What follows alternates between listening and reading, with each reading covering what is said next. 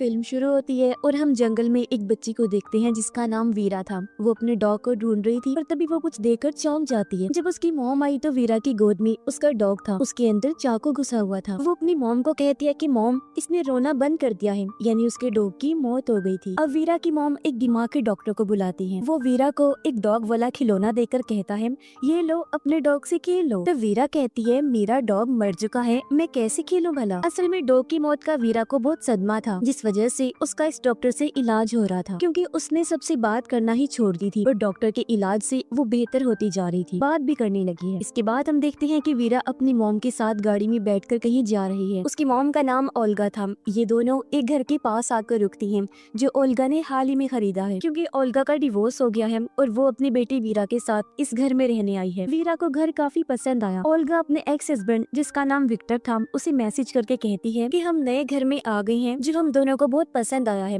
वीरा भी नॉर्मल हो रही है और इस तरह वो अपने हस्बैंड को खबर करती रहती है। जैसे ही रात हुई, लाइट्स टिमटिमाने लगती हैं, पर इस पर ओल्गा का ध्यान नहीं गया और वो वीरा को उसके कमरे में सुलाने चली गई। फिर जब वो अपने कमरे में जा रही थी तो एटिक का दरवाजा खुला हुआ देखती है, जो हालांकि पहले बंद था। तब हैरान होकर वो चेक करने गई। एटिक खाली था, बस वहाँ एक बॉक्स पड़ा हुआ था। ये बॉक्स भी ओल्गा ने पहले वहाँ नहीं देखा था, इसलिए वो इसे खोलकर देखती है, जिसके अंदर एक डायरी और बहुत सारी छोटे छोटे चीजें पड़ी हुई थी। इसी के साथ उसे नीचे से आवाज आने लगी। वो सोचती है ये वीरा होगी जो नींद से जाग गई है और ऊपर मेरे पास आ रही होगी, पर जैसे वो उठी उसे ऐसा महसूस होता है जैसे कोई परछाई मेरे पास से गुजरी है। पर उसने सोचा ये मेरा वहम होगा, मेरी ही परछाई होगी जिससे मैं घबरा रही हूँ। इस चीज पर वो ज्यादा ध्यान ना देते हुए अपने कमरे में सोने के लिए चली जाती है। अगली सुबह उसने एजेंसी को मैसेज किया, कहती है कि आपने तो कहा था कि पूरा घर खाली है, पर एटिक में बॉक्स है जिसके अंदर डायरी और कुछ सामान है, जरा पता लगवाइए कि वो किसका है। खैर आज वीकेंड था, जहाँ विक्टर वीरा को लेने आया हुआ था, क्योंकि कोर्ट के मुताबिक वीरा बाकी दिन अपनी मॉम के साथ रहेगी, जबकि वीकेंड पर डैड के साथ। वीरा भी खुशी से अपना सामान पैक करके आ जाती है जाने के लिए, क्योंकि उसके डैड ने वादा किया था कि वो उसे घोड़े की सवारी करवाएगा। लेकिन अब विक्टर ये कह देता है कि बेटा,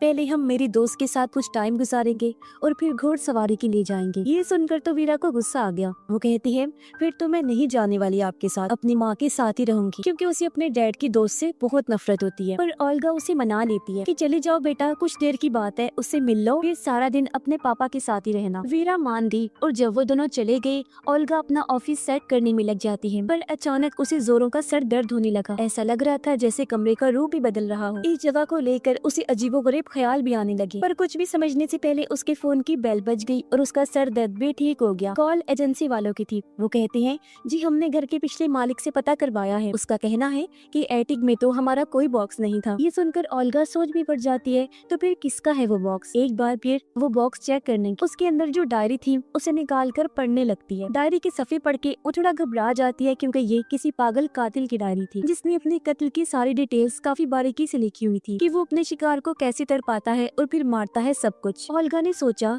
नहीं, ये बॉक्स अब एक सेकंड भी मेरे घर नहीं रहेगा। ये सोचकर वो बॉक्स को घर से बाहर कचरे के पास रख देती है। फिर वो एटिक की सफाई करने दी, पर ये देखकर उसे झटका लगा कि बॉक्स वहीं पर पड़ा हुआ था, जिसे वो कुछ देर पहले कचरे के साथ रख के आई थी। वो फिर से एटिक में आ गया। ओल्गा घबराकर घर से बाहर जाने लगी, पर तभी विक्टर की कॉल आई। वो तो और डरा देने वाली बात बताता है कि वीरा ने अपना हाथ ही काट लिया है और हम हॉस्पिटल में हैं। ये सुनकर तो फौरन ओल्गा हॉस्पिटल पहुंची, जहां विक्टर के साथ उसकी दोस्त भी थी। ओल्गा कहती है, आखिर तुमने उसे चाकू दिया ही क्यों? विक्टर की दोस्त कहती है, मैं किचन में काम कर रही थी, वो मेरे पास आकर जिद करने लगी कि मुझे चाकू दो, मैं आपके साथ काम करवाऊंगी। हालांकि मैंने चाकू उससे लेकर रख भी दिया था, और उसने दोबारा चाकू लिया और अपना हाथ काट लिया। लो बताओ, ये कोई बात है? ओल्गा सोचती है, कोई हाल नहीं, कितने लापरवाह लोग हैं। तभी डॉक्टर आया। वो बताता है कि आप लोग घबराए नहीं, कोई खतरे वाली बात नहीं है, बस 4-5 दिन रोजाना उसकी पट्टी चेंज करनी होगी ताकि वो ठीक हो जाए। अब ओल्गा उनसे कहती है, अच्छा मैं जा रही हूँ, अगर वीरा ने मुझे देखा तो मेरे साथ चलने की जिद करेगी, मैं उसे कल लेकर जाऊंगी, क्योंकि नया घर है, मैं कुछ काम करवा रही हूँ। पर हम जानते हैं कि वो झूठ बोल रही है,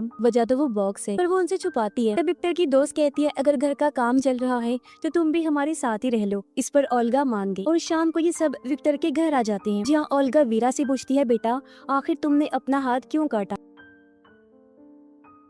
पर विक्टर उसे रोकते हुए वीरा को बाहर भेज देता है। ओल्गा उस पर गुस्सा करती है कि ये क्या हरकत है, मैं उसे सवाल कर रही हूँ और तुमने उसे बाहर भेज दिया। विक्टर कहता है देखो वो सिर्फ हादसा था, उसने जानबूझकर थोड़ी ना किया है। ओल्गा कहती है क्या तुम्हें ये छोटी बात लगती है, देखा उसने अपने डॉग के साथ क्या किया था। जी हाँ, डॉग के साथ उसने कुछ किया था जिसका जवाब हमें आगे पता चलेगा। पर उसकी बात सुनकर विक्टर कहता है ये बस इत्तेफाक है, अब कोई नई कहानी मत बना दो। और इस तरह वो ओल्गा को चुप करवा देता है। अगली सुबह ओल्गा किसी तरह वीरा को समझाकर अकेले ही घर आ जाती है। जी हाँ, वो घर पर डॉक्टर को बुलाती है। डॉक्टर को उसने बॉक्स के बारे में बता दिया था पर वो यकीन नहीं करता और ओल्गा के साथ एक बार फिर बॉक्स को कचरे के पास छोड़ देता है। पर जब उन्होंने एटिक में आकर देखा तो एक बार फिर उन्हें झटका लगता है क्योंकि बॉक्स वही था, वो भी बिल्कुल उसी जगह पर जहाँ पहले पड़ा हुआ था। अब डॉक्टर को भी काफी अजीब लगा, इसलिए वो भी उस डायरी को पढ़ने लगा जहाँ ओल्गा को फिर से ख्याल नजर आने लगे कि ये कमरा बहुत ही अजीब है। और वो देखती है कि किस तरह कातिल अपने विक्टिम्स, अपने शिकारियों को मारता है, जिससे वो काफी घबरा गई। डॉक्टर देखता है कि डायरी में कातिल के विक्टिम्स के नाम और उनकी उम्र भी लिखी हुई है। उन नामों को ओल्गा इंटरनेट पर सर्च करती है पर इन नामों के कत्ल की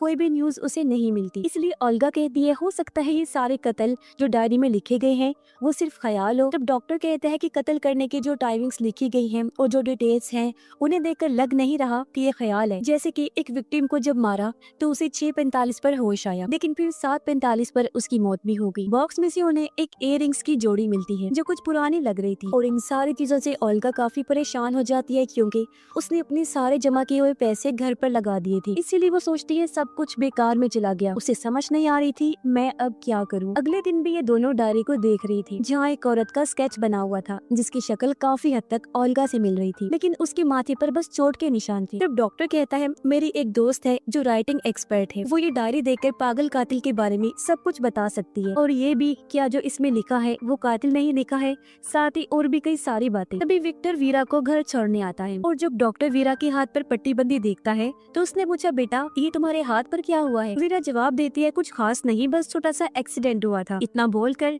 वो अपने कमरे में चली जाती है जहाँ ओल्गा उसे सुला देती है। अगली सुबह ओल्गा वीरा के बैग में अजीब सी ड्राइंग देखती है जहाँ उसने अपना हाथ काटा हुआ था, उसका खून बह रहा था और हाथ में चाकू था, यानी अपने हाथ से वाला पूरा स्केच उसने बनाया हुआ था। ये देखकर ओल्गा उस दिन के बारे में याद करती है जब इनके डॉग की मौत हुई। उस दिन दरअसल इनका डॉग एक गाड़ी के नीचे आ गया था और बुरी तरह जख्मी हो गया था। विक्टर डॉग को उठाकर लाया ताकि उसे हॉस्पिटल ले जा सके, पर जब ओल्गा डॉग को देखने आई तो डॉग के पेट में चाकू घोंपा हुआ था जो कि वीरा का ही काम था। और वो ओल्गा से जब कह रही थी कि इसने रोना बंद कर दिया है तो इसका मतलब था कि उसे अपने डॉग का दर्द देखा नहीं जा रहा था और उसे दर्द से छुटकारा देने के लिए उसने डॉग को चाकू से मार दिया, जिसके बाद इस दिमाग के डॉक्टर से उसका इलाज करवाया जा रहा था। उसका एक सेशन आज भी डॉक्टर कर रहा था। वो वीरा से कहता है अच्छा बताओ उस दिन जो तुम्हारी मॉम डैड डॉग को हॉस्पिटल लेकर जा रही थी क्या वो सही कर रही थी, ये जो तुमने किया वो ठीक था। वीरा कहती है जो मैंने किया वो ही ठीक था, वो बेचारा दर्द में तड़प रहा था। मॉम डैड को तो उसकी तकलीफ का एहसास ही नहीं हुआ, मुझसे उसका दर्द देखा नहीं गया तो मैंने दर्द से उसकी जान छुड़वा दी। फिर डॉक्टर पूछता है अच्छा उस दिन तुमने अपना हाथ क्यों काटा। वीरा जवाब देती है सारी गलती मेरे पापा के दोस्त की है, उसे आता ही नहीं मेरा ख्याल रखना। दरअसल उस दिन वीरा ने अपना हाथ बेजानबूझकर काटा था ताकि वो विक्टर की दोस्त पर इल्जाम देकर उसे कसूरवार साबित कर सके क्योंकि वो उसे पसंद जो नहीं थी। अगले दिन ओल्गा और डॉक्टर राइटिंग एक्सपर्ट के पास जाते हैं, उसे पागल कातिल की डायरी देते हैं। डायरी की हर चीज को गौर से देखने के बाद वो बताती है कि इस डायरी को 3 हिस्सों में बांटा जा सकता है। पहली 2 जो विक्टिम्स हैं उन पर जुल्म करने की, उन्हें मारने की पूरी डिटेल्स लिखी हुई है, लेकिन जो तीसरा विक्टिम है जिसका नाम मार्टिन है उसे शायद अब एक कातिल ने मारना शुरू किया हो क्योंकि उसकी कत्ल की कोई डिटेल नहीं लिखी हुई। हो सकता है अब एक कातिल ने उसे ना मारा हो। और हाँ, इन तीनों विक्टिम्स के अलावा डायरी में चौथे विक्टिम के होने के चांसेस भी नजर आ रहे हैं, जिसके बारे में कातिल ने साफ साफ तो नहीं लिखा, जैसे कि उसका नाम क्या है और बाकी डिटेल्स बस उस अनजान विक्टिम का बार बार जिक्र हुआ है। हो सकता है वो चौथा वाला विक्टिम ही पहला हो जिसके बारे में कातिल को इसलिए याद नहीं क्योंकि उसका कत्ल उसने बचपन में किया होगा। वैसे जो भी है वो कातिल लड़की काफी डिप्रेशन में लगी मुझे, उसके अंदर बहुत तकलीफ और बहुत गुस्सा भरा हुआ था।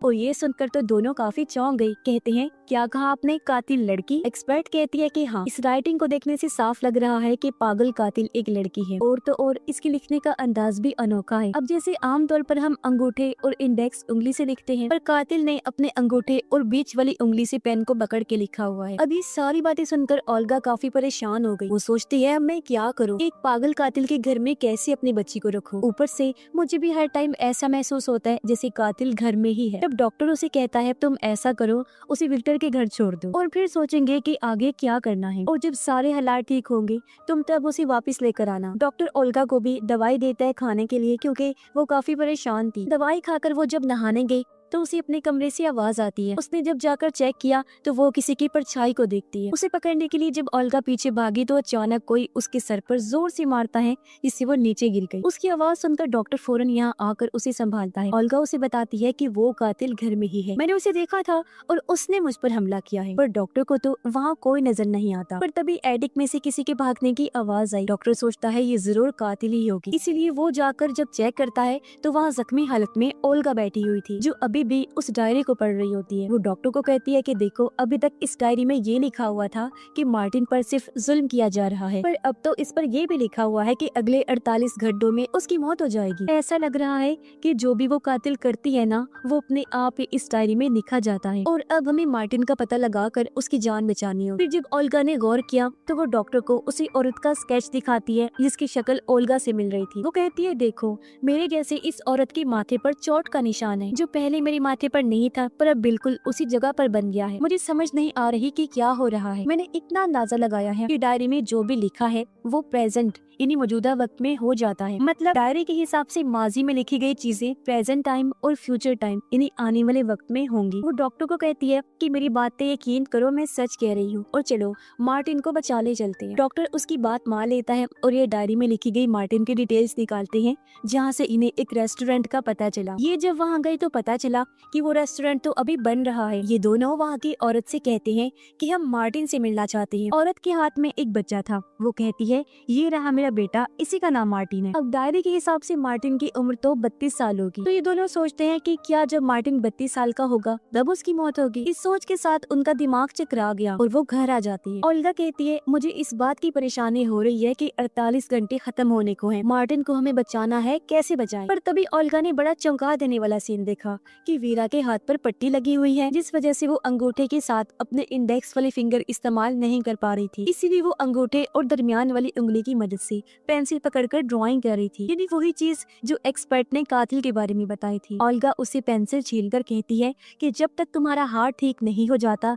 तुम ड्राइंग नहीं करोगी। ये सुनकर वीरा को अपनी मॉम पर गुस्सा आ गया। पर तभी विक्टर की आवाज आई और वो भागकर अपने डैड के पास चली जाती है। और ये क्या, विक्टर तो वीरा के लिए गिफ्ट के तौर पर गोही बॉक्स लेकर आया था, जो एटिक से जाने का नाम ही नहीं ले रहा। ओल्गा तो एकदम सुन पड़ जाती है। उसे समझ नहीं आ रही थी कि ये क्या हो रहा है। पर वो बॉक्स और वीरा को एटिक में लेकर गई और उससे पूछती है बेटा, जो चीजें इस बॉक्स में हैं, क्या तुम उनके बारे में जानती हो? पर वीरा कहती है नहीं मॉम, बिल्कुल भी नहीं। इस पर ओल्गा उसे वहाँ से भेज देती है। और अब जब उसने डायरी को देखा तो उसमें लिखा था कि मार्टिन की मौत हो गई है। ओल्गा फिर परेशान होती है, साथ ही उसे दुख भी हो रहा था कि मैं कुछ नहीं कर पा रही हूँ।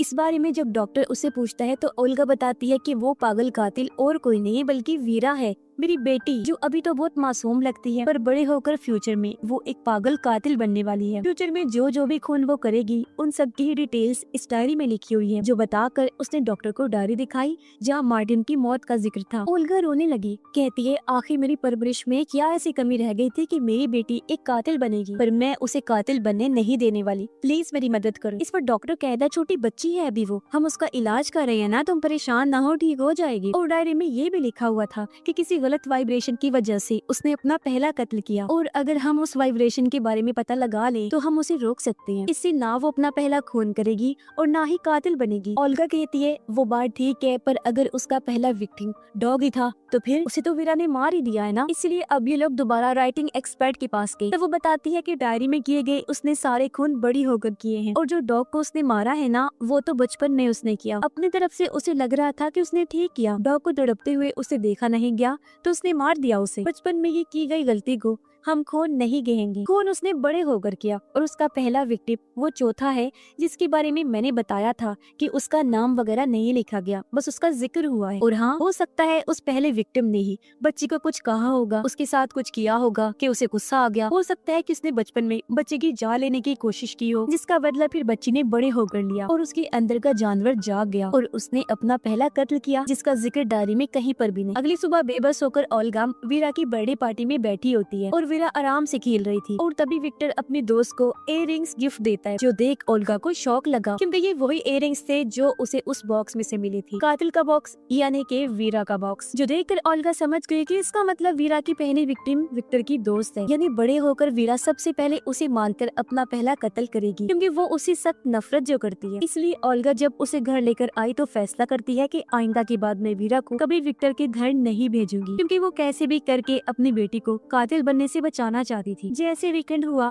विक्टर बार बार ओल्गा को कॉल करने लगा ताकि वो वीरा को ले जा सके, पर वो बार बार फोन काटती रहती है। अब ऐसे कुछ दिन गुजर गए जहाँ ओल्गा सोचती है हो सकता है पहला विक्टिम विक्टर की दोस्त नहीं बल्कि कोई और ही हो। इसी चीज को सोचते हुए वो एटिक में आकर बॉक्स के पास खड़ी हो जाती है और कहती है, मैं जानती हूँ वीरा तुम इधर ही हो, मेरी जान मामा आपकी मदद करना चाहती है, मुझे बताओ कि वो वाइब्रेशन क्या है जिसके बारे में तुमने अपनी डायरी में लिखा हुआ है, मैं तुम्हें उसे बचाना चाहती हूँ। अब फिर से ओल्गा को एक परछाई भागती हुई नजर आई, जिसके साथ ही वीरा के कमरे से आवाज भी आती है। ओल्गा भागकर उसके रूम की तरफ गई, लेकिन दरवाजा बंद हो गया। ओल्गा दरवाजा पीटती है, कहती है, बेटा तुम ठीक तो हो ना, दरवाजा खोलो, लेकिन दरवाजा नहीं खुला। तब ओल्गा दूर से भागकर आई और दरवाजा खोल देती है, पर ठीक तभी वीरा भी दरवाजा खोलने आई थी, जिससे उसके मुंह पर चोट लग गई। उसका खून निकल रहा था और अब वो कोने में बैठी रो रही होती है। ओल्गा उसे चुप करवा के प्यार करती है और कहती है, आई एम सॉरी बेटा, मुझसे गलती हो गई है, प्लीज मुझे माफ कर दो। और वो आज रात वीरा के साथ ही सो जाती है। ओल्गा इस परेशानी में थी, मैं कैसे अपनी बच्ची को बचाऊं। वो अगले दिन वीरा को स्कूल भी नहीं भेजती और घर में ही पढ़ाने लगती है। तभी यहाँ विक्टर भी आ गया, जो काफी गुस्से में था क्योंकि ओल्गा ने उसे वीकेंड पर विक्टर के घर भेजा नहीं और ओल्गा बार बार फोन भी काट रही। और अब जब उसने वीरा के मुंह पर चोट देखी तो गुस्से में पूछता है, ये तुम मेरी बेटी के साथ क्या कर रही हो। अब उन दोनों को झगड़ते हुए देखकर वीरा डरकर भाग जाती है। गुस्से में विक्टर भी वहाँ से चला गया। तभी यहाँ डॉक्टर भी आ गया। वो कहता है, तुम वीरा को सेशन के लिए क्यों नहीं भेज रही। ओल्गा कहती है, उसे किसी दिमाग के इलाज की जरूरत नहीं है, मैं उसे संभाल लूंगी, उसकी माँ हूँ, उसका ख्याल रखना जानती हूँ और उसे कातिल बनने से रोक लूंगी। तब डॉक्टर वहाँ से चला गया। तभी विक्टर वापस आ गया, वो भी पुलिस के साथ, क्योंकि वीरा को उसके घर ना भेजकर ओल्गा ने कोर्ट के असूल को तोड़ा था, यानी कि अब कार्रवाई होगी। तो अब कोई और रास्ता ना होने पर वो वीरा को विक्टर के साथ भेज देती है। रात को जब वो लोग खाना खा रहे थी तो विक्टर की दोस्त उसे कहती है, बेटा हम कल घूमने जाएंगे। तब वीरा बड़े गुस्से में उसके मुंह पर ही कह देती है कि नहीं, मैं आपके साथ कहीं नहीं जाऊंगी, क्योंकि आप मेरे डैड की दोस्त हैं, मेरी माँ नहीं। समझ आ गई। ये सुनकर विक्टर को गुस्सा आ गया और वो वीरा को डांट देता है। तब वीरा भी गुस्से में वहाँ से चली गई। उधर ओल्गा और डॉक्टर ये सोच कर परेशान हो रहे थे कि आखिर वो वाइब्रेशन क्या होगी जो वीरा को कत्ल करने पर उकसाएगी। उसकी जिंदगी में ऐसा क्या होगा कि उसकी पूरी जिंदगी ही पलटने वाली है। अब अचानक हर चीज हिलने लगी। इन्हें लगा कि शायद अर्थक्वेक आया है, यानी ज़ल्ज़ला। इनके साथ उधर विक्टर का घर भी हिल जाता है। तब विक्टर उसकी दोस्त भागकर वीरा के कमरे में आए ताकि उसे अपने साथ लेकर बाहर जा सके, पर वो मना कर देती है। कुछ देर बाद जब अर्थक्वेक रुका तो ओल्गा डॉक्टर से कहती है, कहीं यही वो वाइब्रेशन तो नहीं जिससे वीरा कातिल बन जाएगी। इसी सोच के साथ दोनों विक्टर के घर जाने लगे, पर रास्ते में अर्थक्वेक की वजह से काफी बड़ा पेड़ गिरा हुआ था। इन यहाँ फंस गए थे। उधर जब विक्टर और उसकी दोस्त सो रहे थे तो तभी चुपके से उनके कमरे में वीरा आई, जिसने हाथ में कैंची पकड़ी हुई थी। अब विक्टर ने अपनी दोस्त को जो इयररिंग्स दिए थे वीरा वो उठा लेती है, यानी कि ये इयररिंग्स इस तरह उस बॉक्स में आए थे। अब लग रहा था कि कैंची से वो उसका गला काट देगी, लेकिन बदला लेने के लिए वो बस उसके बाल काट देती है। पर अचानक विक्टर की दोस्त की चौंक कर आँख खुल जाती है। वो बौखलाते हुए उठ गई। तो विक्टर वीरा को बाहर लेकर गया, उसे डांट देता है, ये तुम क्या हरकत कर रही थी, हाँ पागल हो गई हो। वो उसे और भी बुरा भला कहकर खूब डांटने लगता है। वीरा रोते हुए वहीं सीढ़ियों के पास बैठ गई, कहती है मुझे मॉम के पास जाना है। तभी यहाँ ओल्गा और डॉक्टर भी आ गए। ओल्गा के पास भी इस घर की चाबी थी और जब वो अंदर आई तो उसे किसी के गिरने की आवाज आई और जब उसने जाकर देखा तो वहाँ विक्टर की लाश थी, यानी उसे मार दिया गया था। और जिस पहले कत्ल का डर ओल्गा को था आखिर वो हो ही गया। ऊपर सीढ़ियों के पास वीरा बैठी हुई थी। असल में विक्टर उसे लगातार डांटता ही जा रहा था, जिस बात से गुस्सा होकर उसने विक्टर को धक्का मारा और वो किनारे पर ही खड़ा था। उसका पैर फिसला और सीढ़ियों में आकर गिरा और उसकी मौत हो गई। ये देखकर ओल्गा पूरी तरह टूट गई, फूट फूट कर रोने लगती है, क्योंकि ये पहला कत्ल एक ट्रिगर की तरह है कि अगर ये हो गया तो फिर बाकी कत्ल भी होंगे। और ओल्गा की लाख कोशिश के बाद भी कोई वीरा को कातिल बनने से नहीं रोक सकता। खैर जैसे अगली सुबह हुई, एम्बुलेंस टीम, पुलिस सब आ जाते हैं। डॉक्टर ओल्गा से कहता है कि वीरा को नहीं लेकर जा सकती तुम, क्योंकि अभी इन्वेस्टिगेशन चल रही है। अब जैसे ओल्गा अकेली हुई, मौके का फायदा उठाकर चुपके से वीरा को लेकर गाड़ी में बैठती है और वहाँ से ले जाती है। अब ओल्गा ऐसा अपनी बच्ची को बचाने के लिए नहीं कर रही थी, बल्कि वो वीरा को कहती है कि बेटा, तुमने जिसे सीढ़ियों से धक्का देकर मारा है ना, वो तुम्हारे डैड थे। मुझे लग रहा था कि तुम बड़े होकर कातिल बनोगी, पर तुम तो बचपन में ही बन चुकी हो। पर अब मैं नहीं चाहती कि मजीद तुम्हारे हाथों किसी की भी जान चली जाए, इसीलिए मैंने फैसला किया है कि हम दोनों को मर जाना चाहिए। ये कहकर ओल्गा ने गाड़ी तेज कर ली। वो जानबूझकर एक्सीडेंट करवा देती है, जिससे उनकी गाड़ी पलट गई और स्क्रीन ब्लैक हो जाती है। अगले सीन में हम देखते हैं कि ओल्गा बच तो गई है, पर उसकी हालत बहुत खराब है। उसे काफी चोटें आई थी। सिर्फ वही नहीं बल्कि वीरा भी बच गई थी। वो सामने बैठी हुई थी, लेकिन उसे कम चोटें आई थी। वो ओल्गा को घूर कर देखती है। ऐसा लग रहा था जैसे सोच रही हो कि तुमने मेरी जान लेने की कोशिश की है ना, देखना तुम्हारे साथ भी हिसाब बराबर करूंगी। अब यहाँ हम याद करते हैं कि राइटिंग एक्सपर्ट ने कहा था कि वीरा के पहले विक्टिम ने उसके साथ कुछ किया होगा, उसे गुस्सा दिलाया, उसे चोट पहुंचाने की कोशिश की होगी। जब भी वीरा को गुस्सा आया, उसका दिमाग खराब हुआ और उसके अंदर का जानवर जाग गया, और जब भी उसने अपना बदला लेने के लिए अपने उस पहले विक्टिम को मार दिया, जिसके बाद उसे इन लोगों को मारने की लत लग गई, जहाँ बड़ी होने के बाद उसने और भी लोगों का कत्ल किया। अब हम जानते हैं कि हालांकि विक्टर वीरा की वजह से ही मरा है, पर उसने तो वैसे ही खुद से दूर करने के लिए उसे धक्का दिया था। मतलब उसका इरादा अपने डैड को मारने का नहीं था, यानी वो बस एक एक्सीडेंट था। पर जैसा कि हमने देखा कि ओल्गा ने उसकी जान लेने की कोशिश की, तो तब बदला लेने के लिए वीरा पहला कत्ल ओल्गा का करेगी, यानी उसका पहला विक्टिम और कोई नहीं बल्कि उसकी माँ है। वो पहला कत्ल उसका करेगी। और बॉक्स बार बार इसलिए एटिक में आ रहा था क्योंकि अर्थक्वेक आने से टाइम ट्रेवल यानी पास्ट प्रेजेंट का पोर्टल वहाँ पर खुल गया था, जहाँ से ही बार बार वो एटिक में आया जाया करता था। क्योंकि इसके बाद भी कई साल वीरा उसी घर में रही और लोगों के खून, उन्हें मारना पीटना सब वो यही करती, जिसके बारे में उस डायरी में सब कुछ लिखा हुआ है। और इस तरह ये लूप चलता रहा और बार बार बॉक्स वापस आने के पीछे यही वजह है। अपनी माँ ओल्गा का पहला खून करने के बाद वो आखिर पागल कातिल बन जाएगी, जो सीरियल किलर होगी, यानी कि वो किसी को भी नहीं छोड़ेगी। और इसी भयानक एंडिंग के साथ ये फिल्म इधर ही खत्म हो जाती है।